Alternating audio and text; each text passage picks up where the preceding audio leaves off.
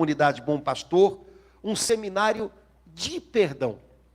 À medida que a gente vai conhecendo na Sagrada Escritura o coração do nosso Deus, que é um coração capaz de perdoar, sempre. Eu já ouvi pessoas dizerem, depois de terem cometido um erro, eu não sei nem se isso tem perdão. Eu garanto que tem. O coração do nosso Deus é sempre capaz de perdoar. E à medida que a gente vai conhecendo o coração dele na Escritura, a gente vai recebendo perdão e ele vai ensinando a gente a perdoar. Por isso é um seminário não sobre perdão só, é um seminário de perdão. Nesses 3 dias, o Senhor quer que a gente receba perdão, porque talvez ainda haja tanta coisa aqui machucada, com os nossos próprios erros, e a gente não aceita que errou. E Ele hoje quer dizer, eu aceito você de volta. Eu sei perdoar você. E ao longo desses dias, quem sabe a gente vai descobrir, não é que eu ainda não tinha orado por essa pessoa que estava aqui dentro, guardadinha no meu arquivo. Eu acho que eu ainda não tinha orado por ela. Eu até uma vez orei pedindo a Deus, Senhor, me ajuda a perdoar essa pessoa. Mas não deu não. Então eu deixei ela aqui no arquivo. Não, olha, agora eu acho que eu estou conseguindo rezar por ela. Nunca imaginei que eu ia conseguir rezar por ela. Olha, sabe que quando eu rezo por ela, alguma coisa boa acontece aqui? É o perdão que está acontecendo. Pois então, nesses 3 dias, eu queria convidar você a experimentar esse negócio, do qual se fala tanto. Hoje, até em consultórios médicos se fala de perdão. Mas olha, o melhor lugar para você ouvir falar de perdão é aqui. Porque aqui, perdão não é a cobrança de algo que você tem que fazer. Todo mundo aqui já deve ter ouvido alguém falar assim, você tem que perdoar, hein? Senão, ó. Aí cada um depois do ó coloca alguma coisa. Senão, ó, vai ficar doente. Senão, ó, vai ficar maluco. Senão, ó, sei lá o que é, né? Mas aqui, perdão não é uma cobrança. Aqui, perdão é uma promessa que está se cumprindo. Está acontecendo. E você pode, com a ajuda do Espírito Santo, fazer parte dessa história que Deus está fazendo acontecer. Pode ser a sua história. Sua história hoje pode deixar de ser uma história de mágoas. Quem sabe, como a gente cantou no iniciozinho, de mágoas cruéis. E pode se tornar uma história de paz. Pode. Irmãos, perdão se alguém me perguntasse o que é um perdão, eu ia dizer, perdão é um amor insistente. É um amor teimoso. Porque quando o amor encontra rejeição, quando o amor encontra como paga ingratidão, quando o amor encontra um muro que se levanta, para o amor continuar amando, ele se transforma em perdão. Agora, eu queria partilhar para você uma coisa que eu creio que a gente não pode nunca perder de vista. Se existe perdão, e existe, se perdão é um amor insistente, até se tornar um amor vencedor, porque quem perdoa, vence. Quem perdoa, em qualquer situação, é quem sai vencendo. Se isso tudo é real, e acima de tudo, perdão é o amor de Deus em ação.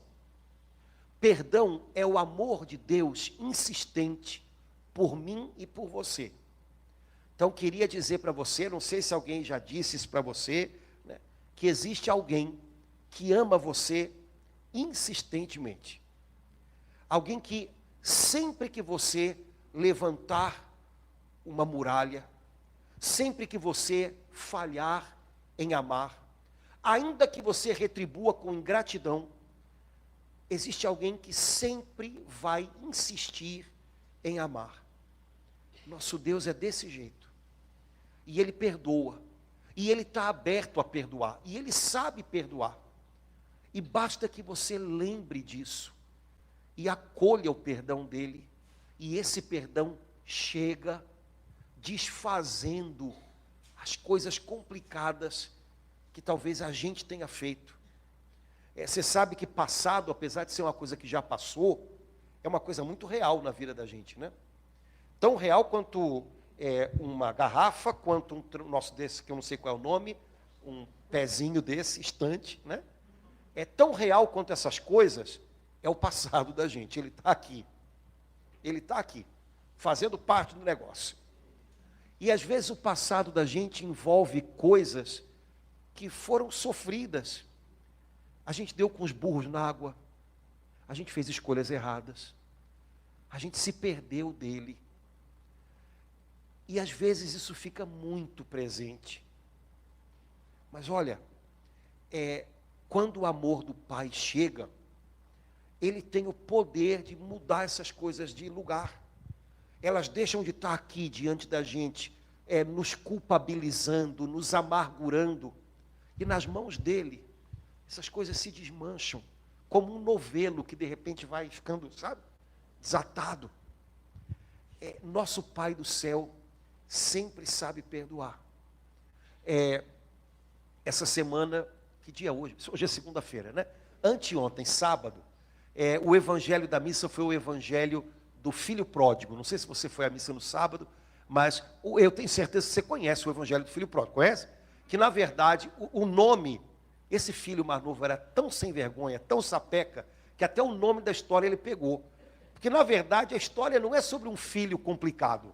Imagina que Jesus ia contar uma história sobre um filho complicado. A história é sobre um pai que tem um coração maior do que o mundo e que o filho não sabia.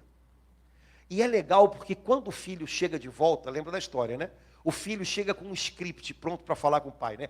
Pai, pequei contra você, contra ti, já não sou mais, trata-me como um empregado. Ele queria o restinho do cuidado do pai, me trata como um empregado. Ele achava que ia convencer o pai de alguma coisa. E a Bíblia diz que quando o filho começou a falar, o pai, que até ali não tinha falado em momento nenhum, faz o filho, para. Meu filho daqui para frente é comigo. E dá um abraço no garoto. E faz do jeito dele, do jeito do pai. E não trata o filho como empregado, porque filho é filho, né? Filho é filho. Irmãos, esse é o pai que a gente tem no céu. É totalmente diferente de qualquer outra coisa que a gente conheça. Porque ao longo da vida a gente vai aprendendo a desconfiar de amor. A gente vai aprendendo a mendigar amor. A gente vai achando que dá para conquistar amor, convencer. E com ele não é assim. O fato de às vezes eu ser ruim, não muda o meu pai. E eu não preciso convencer ele a ser bom para mim. Quando você for rezar, não precisa se preocupar em convencer o Pai do céu. Eu vou te convencer de que o Senhor precisa me dar uma benção. Seja maneiro comigo. Não precisa. A coisa que o seu pai mais gosta é de ser bom com você. Não precisa. E tem uma música que sempre que tem o evangelho do filho pródigo na missa, eu peço para tocar. Eu gosto tanto dessa música. É uma música que tem na hora do ofertório. Eu estou olhando aqui pelas caras de vocês, vocês devem ter uma idade regulando com a minha, né? Então é uma música que todo mundo que é da minha idade para cima lembra, né?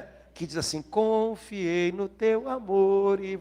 Não falei? Pois é, então. E aí tem um pedacinho da música, é o filho falando, né? Aí tem uma hora que o filho fala assim: morreu num abraço o mal que eu fiz. Eu adoro esse pedaço. Porque tem coisas aqui, vivas, intensas, que só vão morrer no abraço do Pai. Tem coisas aqui que parece que aconteceram ontem, e na verdade já foram há anos. Tão vivas. Sabe a história que eu comentei do passado que está tão real quanto esses negócios aqui? E aí, só no abraço do Pai é que essas coisas vão embora. Quem sabe hoje, nosso Pai do céu não gostaria que a gente começasse a pensar nele do jeito que de verdade ele é. Não como um patrão sempre zangado, mas como um pai que sabe receber de volta. E que num abraço faz morrer o que aqui dentro estava vivo e quase sufocando a gente. Ah, mas eu fiz aquilo, eu não me perdoo. Você não precisa se preocupar em se perdoar. Ele te perdoando, está feito. O que eu vou ficar? Gente, a gente complica demais o negócio. Eu tenho que me perdoar. Aí a pessoa fica cheia de minhoca na cabeça para tentar encontrar a desculpa e não acha. Eu não preciso me preocupar com isso. Se ele me perdoa, é isso que importa. E ele sabe perdoar. E ele sabe que a gente não consegue fazer o filme andar para trás. Não tem isso, né? Não dá. E para fazer o filme andar para frente, ele se encarrega do que passou. Nosso Pai é craque em perdoar, porque Ele ama e Ele só sabe amar. Você não precisa convencê-lo a amar você. Joga isso fora. Eu sei que Ele me ama. Ah, mas eu fui. Mas Ele continua me amando. E o amor dele é tão verdadeiro que com a ajuda do amor dele eu posso mudar. Ou será que no dia em que seu filho ou sua filha aprontaram com você, você deixou de amá-los? O filho pode se embananar todo. O pai e a mãe não vão deixar de amar. O que o filho é não muda isso. Assim é com o Pai do céu. Agora, para que o amor dele sempre vença, ele transforma amor em perdão. Quando se encontra com nossos pecados, com nossos erros, com nossa teimosia, ele transforma em perdão. O propósito do Pai, olhando para esse mundo tão machucado, né? Um mundo de gente que machucada machuca. O propósito do Pai é derramar perdão. É fazer com que esse mundo se torne um mundo de filhos que saibam que tem um Pai perdoador. E aí, quando os filhos descobrem o Pai que perdoa, e quando descobrem, cara, Ele me ama, e Ele me perdoa de verdade, os filhos começam a conseguir viver como irmãos, e começam até a perdoar uns aos outros. Um filho que se sente amado, vai saber lidar melhor com seu irmão. Um filho que se sente ameaçado, um filho que tem a impressão de que tem que competir pelo amor do pai ou da mãe, ele não vai saber lidar bem com o irmão, não. O irmão vai ser sempre uma ameaça. Mas um filho que se sente amado, vai ser um bom irmão. Vai ser um bom irmão. Um dia desse deram para um garotinho lá nos Estados Unidos um cinturão daqueles de campeão de boxe. Não sei se vocês viram isso, já tem uns anos. Um garotinho, não tem mais de 10 anos. E o garoto estava brincando com a irmã, um cachorro pulou de onde estava e veio para cima da irmã, que era menorzinha, bebezinho. O garoto com 10 anos se atracou com o cachorro e foi. O garoto ficou com o rosto todo marcado, teve que fazer costura e tal. Mas aí saiu na televisão e tudo. O menino conseguiu fazer a menina ter tempo de fugir. E aquilo virou, né? E aí, para homenagear o menino, num torneio de boxe que teve lá nos Estados Unidos, antes do torneio terminar, chamaram ele lá no ringue, lá no negócio, e deram para ele aquele cinturão. Coitado, o cinturão era, né, quase do tamanho do garoto. E ele todo contente, né? Ele foi eleito o irmão do ano, né? Um filho que se sente amado vai proteger o irmão. Nosso Pai do céu quer que nesse mundo haja muitos filhos e filhas que se sintam muito amados. E por isso não precisem o tempo inteiro estar competindo, o tempo inteiro estar enciumados, o tempo inteiro estar olhando para o outro e para as bobagens que o outro faz como alguma coisa que o fere. Não, é meu irmão. Dá trabalho, mas é meu irmão, né? Vocês já viram aquela fotozinha de um fotógrafo americano, ele tirou lá na África, né? De uma menina com um negócio, um cesto, né? E o irmãozinho lá nas tribos dela, as mulheres vão para a colheita e levam as crianças menores num cesto nas costas. E era uma menina. E a menina lá na coisa, e com o irmãozinho nas costas, dormindo atrás, e ela fazendo o trabalho. Aí o fotógrafo perguntou para ela, tá pesado? Ela, não, é meu irmão. Ele perguntou uma coisa e a resposta foi outra, mas foi ótima, né? Sabe, a gente de repente vai deixar de olhar um para o outro como peso, quando a gente lembrar, é meu irmão. do mesmo jeito que eu. Tenta acertar e bota os pés pelas mãos. Está fazendo o caminho dele, às vezes acho que ele tinha que estar andando mais rápido e ele é lento demais. Às vezes, porque ele também está ferido, ele me fere. Mas é meu irmão. O propósito do Pai do céu é que o mundo descubra essa imensa graça chamada perdão. Agora, tem que começar por algum lugar, e ele escolheu começar pela gente, né? Você sabe que em muitos lugares do mundo, não se sabe sequer muito bem o que significa a palavra perdão, você sabia disso? Há uns meses atrás eu estava vendo uma reportagem sobre uma família, se eu não me engano eles eram do Iraque, e conversando com o Papa Francisco, e essa família, na época que houve aquela perseguição mais pesada aos cristãos no Iraque, pelo Estado Islâmico e tal, essa família teve 2 rapazes, 2 irmãos mortos. E por uma família que era vizinha. E quando acabou tudo, eles voltaram, eles fugiram, mas depois voltaram para casa, era a casa deles, era o lugar deles. E a família de onde tinham vindo os assassinos dos filhos estava lá. E a família ficou morrendo de medo, porque na cabeça deles, se o pessoal daqui matou 2 dos seus, você daqui agora vai matar 2 dos meus. E eles foram conversar e dizer, olha, a gente perdoa vocês. E a outra família, a família dos assassinos, disse, mas a gente não sabe o que é isso. Isso é loucura. Como você perdoa? O que é isso? Gente, uma parcela imensa da humanidade não faz ideia do que é perdoar, do que é deixar o passado ser curado por um amor que decidiu não virar rancor, não virar vingança. Você e eu recebemos a graça de ter essas coisas na nossa cabeça e no nosso coração. Porque, não sei, se você é de uma família católica, se você vê... É graça, porque nenhum de nós aqui fez por onde, imagino eu. Né? Eu não fiz. Quando eu nasci, a cegonha levou numa família de 2 portugas, né?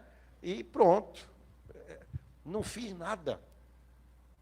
E o Pai, ele decidiu começar pela gente. Esse anúncio. Olha, perdão é possível, viu?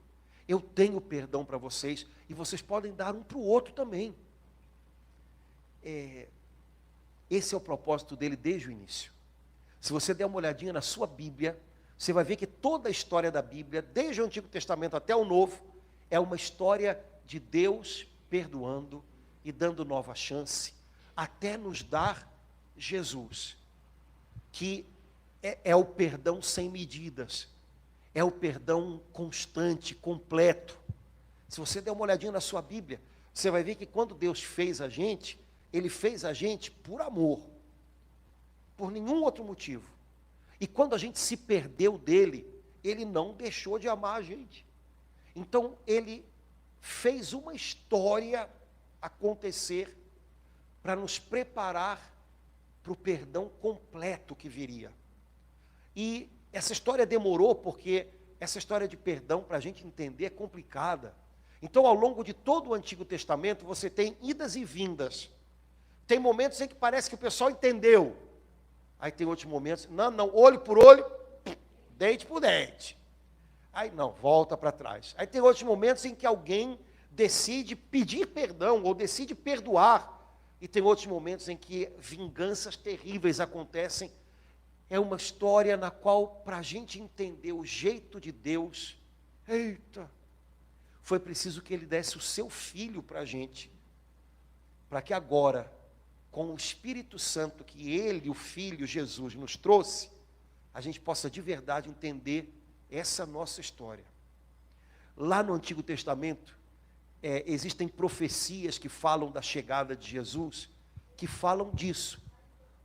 No livro de Ezequiel, no livro de Jeremias, o Senhor diz, olha, vai chegar um tempo em que eu vou lavar o coração de vocês. Vai chegar um tempo em que eu vou apagar os pecados de vocês, e ainda que eles sejam escuros, eles vão se tornar claros, como neve, Olha que beleza. Eu não sei se você já viu alguma fotografia na internet de um coração lavado. Já viu? Eu não sei se você vai... Mas arrisca para ver o que vai aparecer lá no Google. Coração lavado. Coração... eu já vi umas fotos. Um coração que foi limpo de tudo que é sangue. Gente, o coração é branco, branco, branco. Pega um coração humano, obviamente, né, que já não está batendo mais, e limpam do sangue todo. O que fica é um coração branco, branco, branco. Deus disse, olha, vai chegar alguém que vai lavar o coração de vocês. O que Ele vai fazer tem o poder de perdoar. Tem o poder de dar a vocês um coração novo. Já imaginou que coisa incrível? Pois quando Jesus entra na nossa vida, quando o Espírito Santo enche o nosso interior, o que a gente ganha, porque é um presente, é um coração novo. E aí, como todo presente, você tem que aprender a usar, né? Eu sou cristão, eu creio em Jesus, eu recebi o Espírito Santo, mas eu não sei usar o presente que eu recebi. O coração novo, eu continuo usando como se fosse o velho. O novo é capaz de perdoar, mas eu não vou arriscar não vou usar ele tanto assim não, vou continuar guardando. Eu tenho o direito de guardar, a gente fala isso, né? Me feriu, eu tenho o direito de guardar essa. Não, olha, Jesus deu para a gente um direito melhor, o direito de perdoar. Vai por mim, o direito de perdoar é melhor quando você usa do que o direito de guardar. Com o direito de guardar, o máximo que a gente consegue é escrever uma novela mexicana. Sabe, cheia de...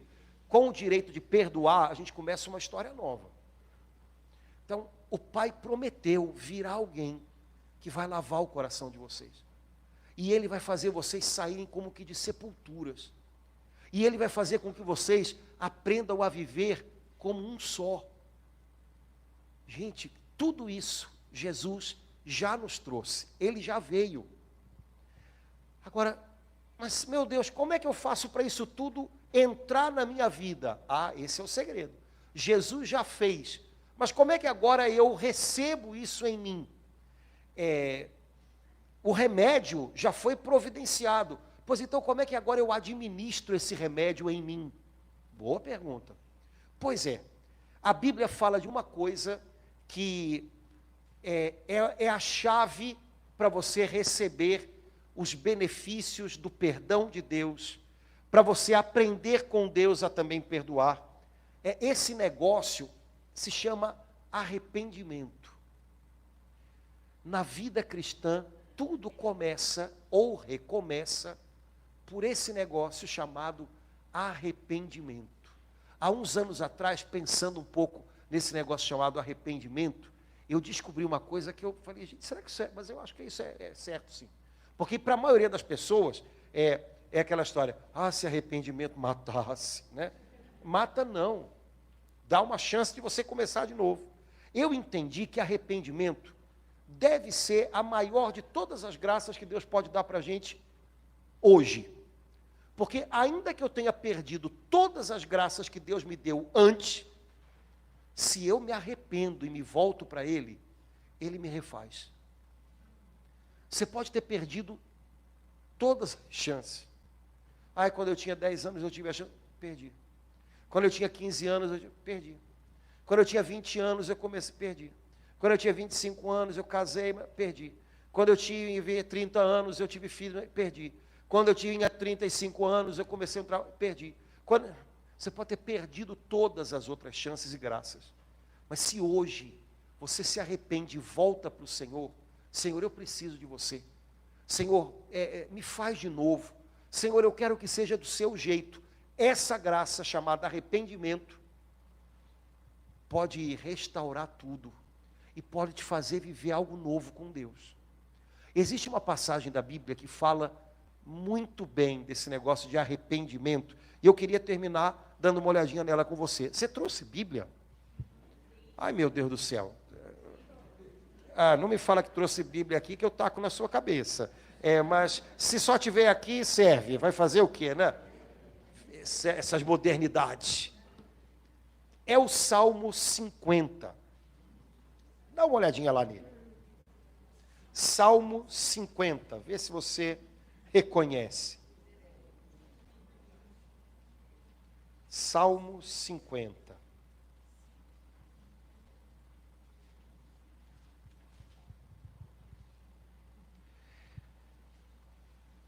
Se for a Bíblia de Jerusalém, 51. Se for uma Bíblia de edição protestante, 51. Mas na Bíblia Ave Maria, 50. Só dá uma paradinha aí, porque para a gente ler o Salmo, só para te situar. Você sabe que existe uma figura na Bíblia, simpática, todo mundo gosta dele.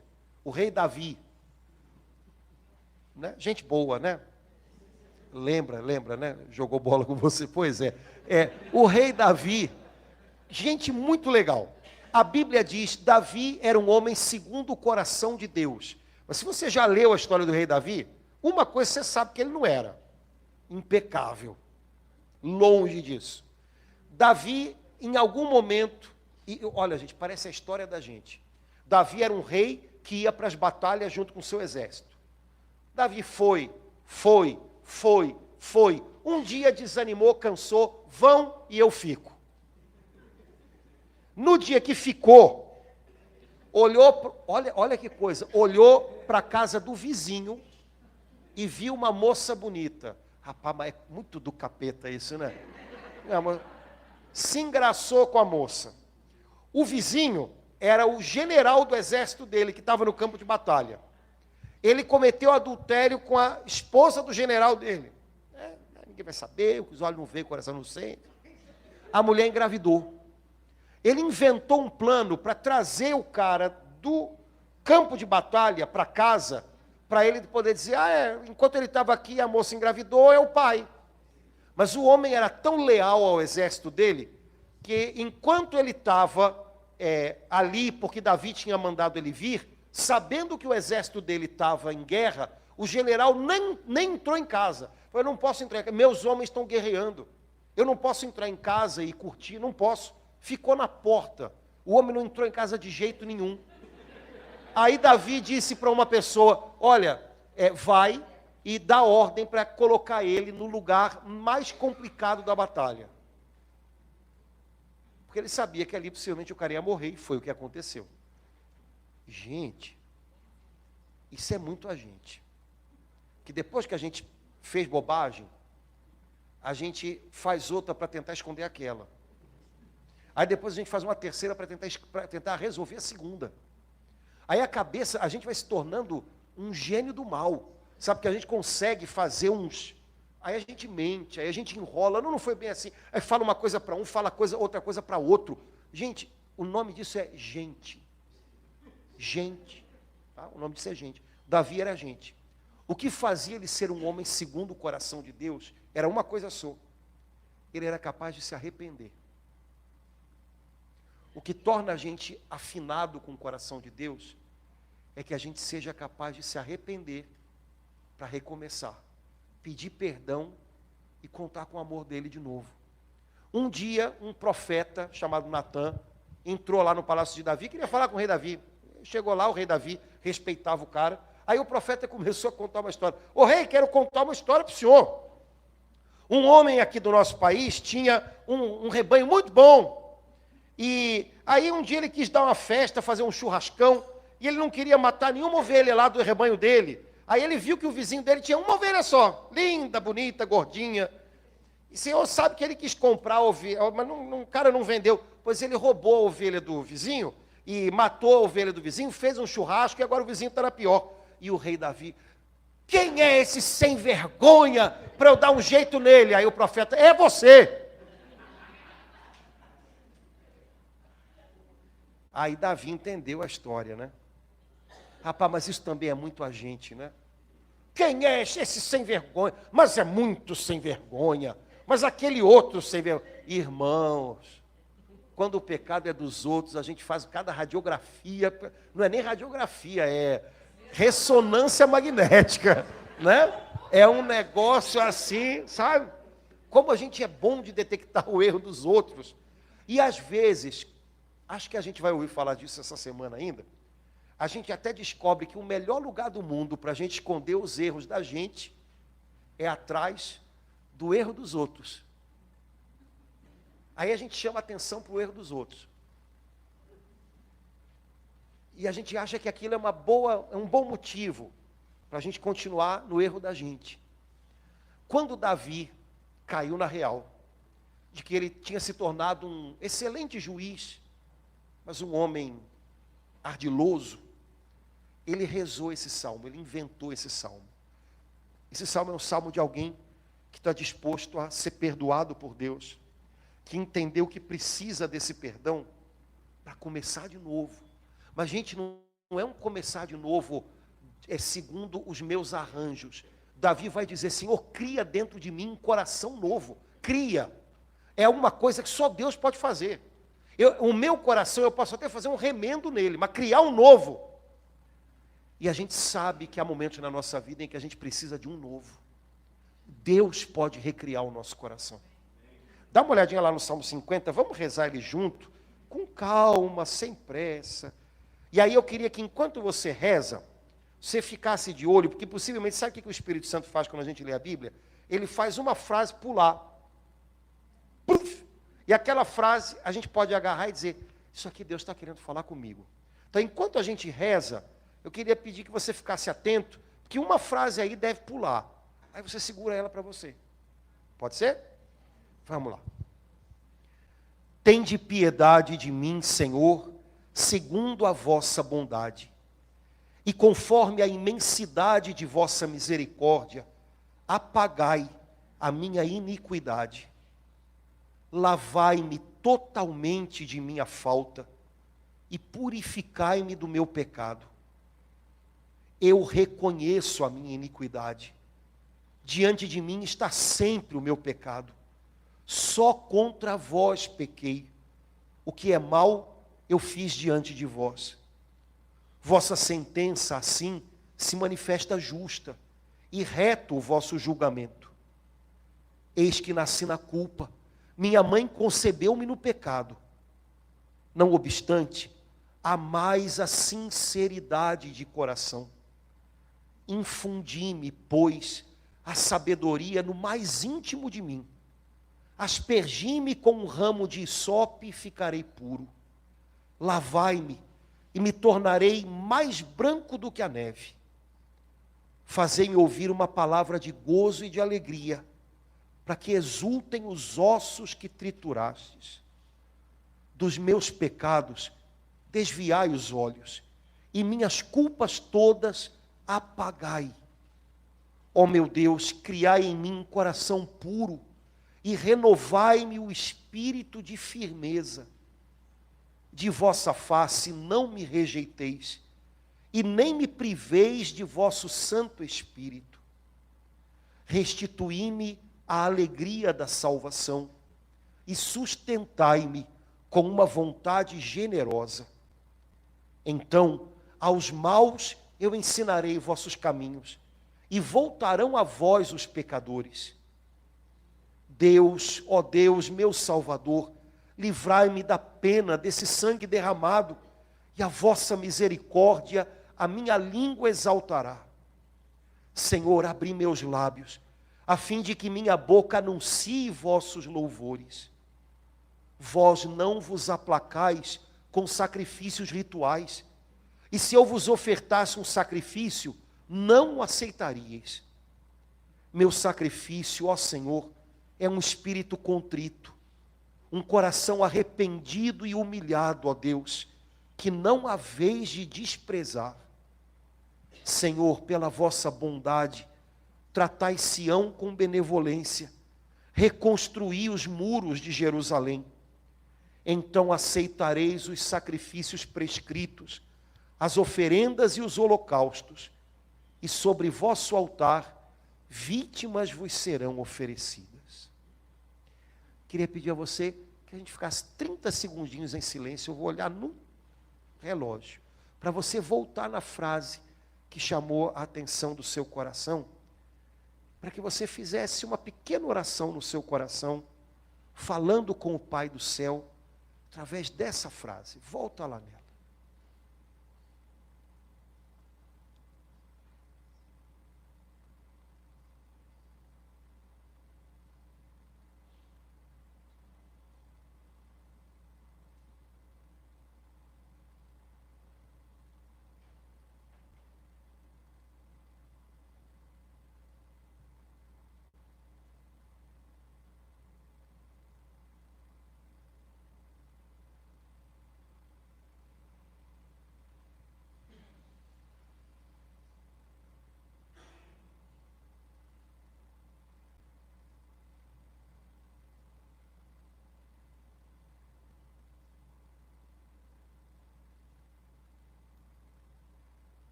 Pronto.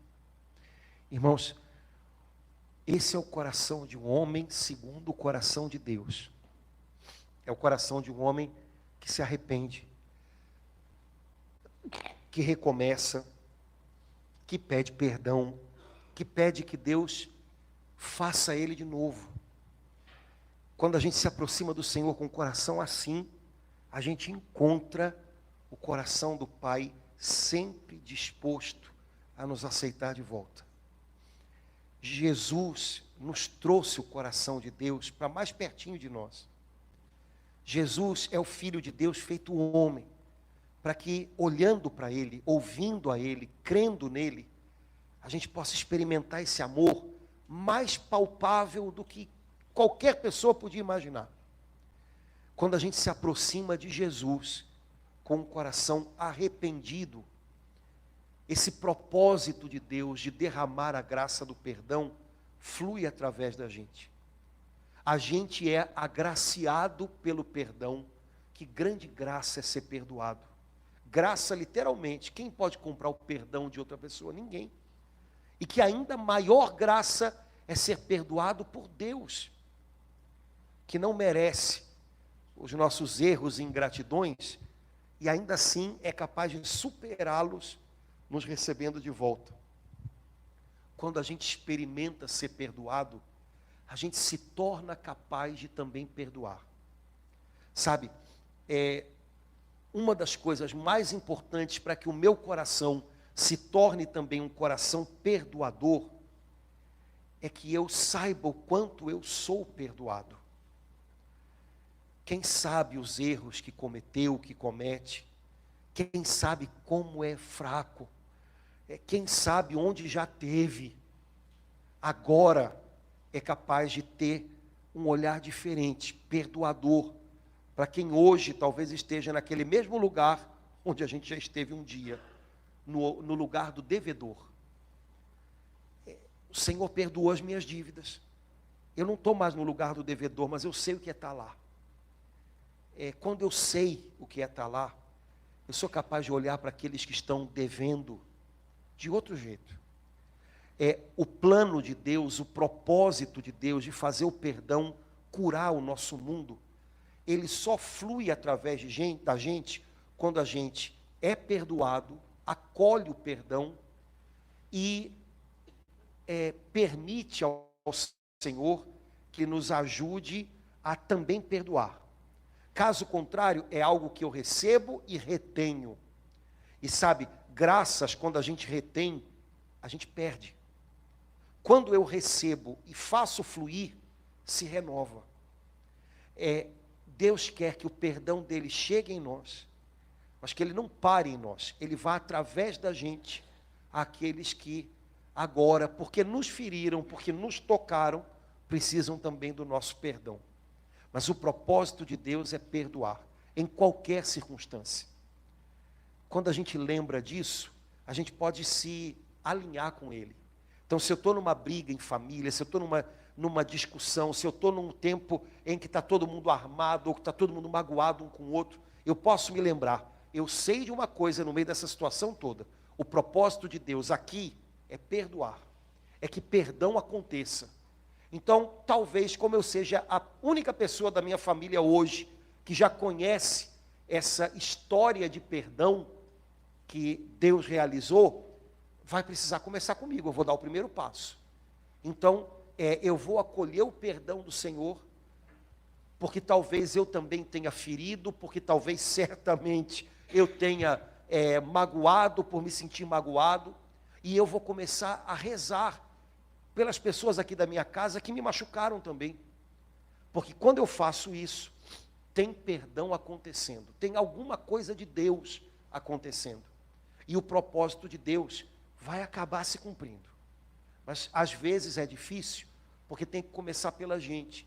E os outros ainda não conhecem isso que você conhece.